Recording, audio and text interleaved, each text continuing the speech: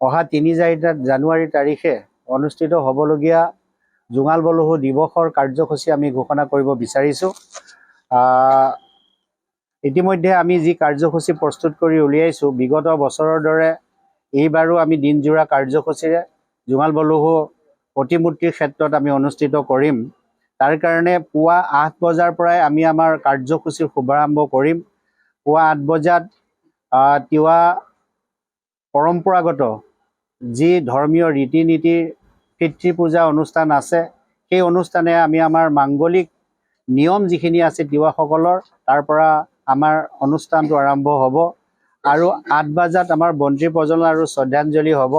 তাৰপিছত জাতীয় সংগঠনসমূহৰ যি নিজস্ব পতাকা আছে, এই পতাকা উত্তোলন হ'ব।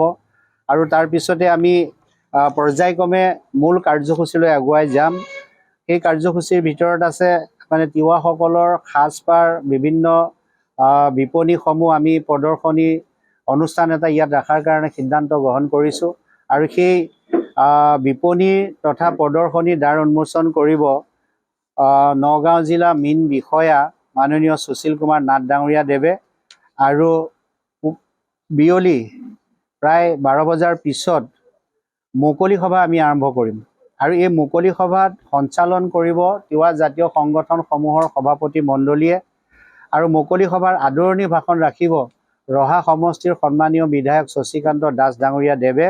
আৰু তাৰপিছতে আমি আমাৰ জোঙাল বলহুৰ ঐতিহ্য, ইতিহাস আৰু সংস্কৃতিৰ আত্মপৰিচয়ৰে সম্বলিত আমি প্ৰতি বছৰে এখন স্মৃতি গ্ৰন্থ প্ৰকাশ কৰোঁ জোঙাল বলহু নামেৰে।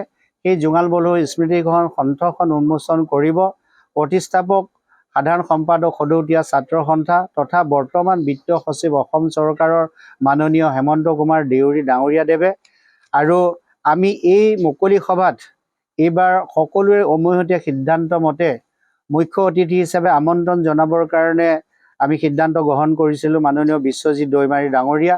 আৰু মুখ্য অতিথি হিচাপে তেখেতে অসম বিধানসভাৰ অধ্যক্ষ হৈ প্ৰথমবাৰৰ কাৰণে মধ্য অসমৰ তথা তিৱা জনগোষ্ঠীৰ যি ঐতিহ্যপূৰ্ণ ইতিহাসস্থলী জোঙাল বলহু ক্ষেত্ৰত উপস্থিত হ'বহি।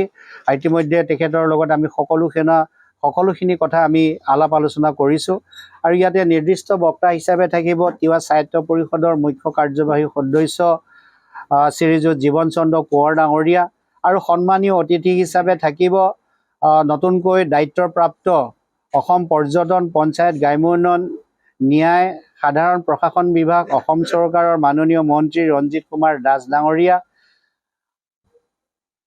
জলসম্পদ তথা ছপা মুদ্ৰণ আৰু জনসংযোগ সামাজিক ন্যায়ৰ মন্ত্ৰী তথা জাগীৰোড সমষ্টিৰ বিধায়ক আৰু অসম চৰকাৰৰ গতিশীল শক্তিশালী মন্ত্ৰী মাননীয় পীযুষ হাজৰিকা ডাঙৰীয়া দেৱ। আৰু ইয়াৰ সমান্তৰালভাৱে মুকলি সভাত অংশগ্ৰহণ কৰিব জনস্বাস্থ্য কাৰিকৰী বিভাগৰ মন্ত্ৰী মাননীয় জয়ন্ত মল্ল বৰুৱা ডাঙৰীয়া দেৱ।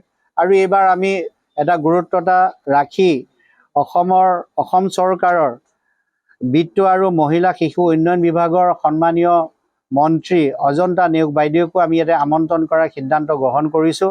আৰু সন্মানীয় অতিথি হিচাপে 4 গৰাকী মন্ত্ৰীয়ে ইয়াতে অংশগ্ৰহণ কৰিব। আৰু এই সম্পৰ্কত ইতিমধ্যে আমি এটা বাজেট তৈয়াৰ কৰিছোঁ। সেই বাজেটৰ আমি বিভিন্ন দিশ চাইছোঁ, বিভিন্ন দিশত সকলোবিলাক যোগ বিয়োগ কৰি আমি এটা বাজেট নিৰ্ধাৰণ কৰিছোঁ। সেই বাজেটটো হৈছে 14 লাখ টকাৰ বাজেট। আমি 14 লাখ টকাৰ বাজেট নিৰ্ধাৰণ কৰি দিনজোৰা কাৰ্যসূচীৰ উদযাপন হ'বলগীয়া জোঙাল বলহু দিৱসৰ প্ৰস্তুতি আমি আগুৱাই লৈ গৈছোঁ।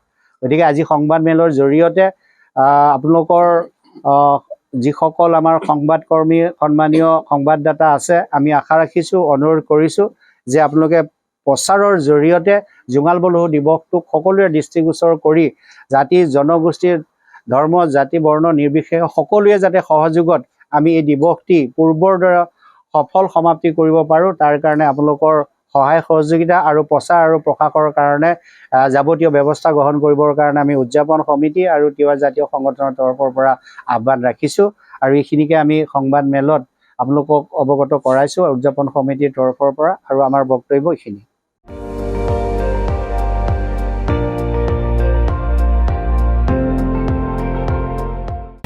আপুনি চাই আছে ND24, সৰ্বশ্ৰেষ্ঠ নহয় সৰ্বোত্তমৰ দৌৰ।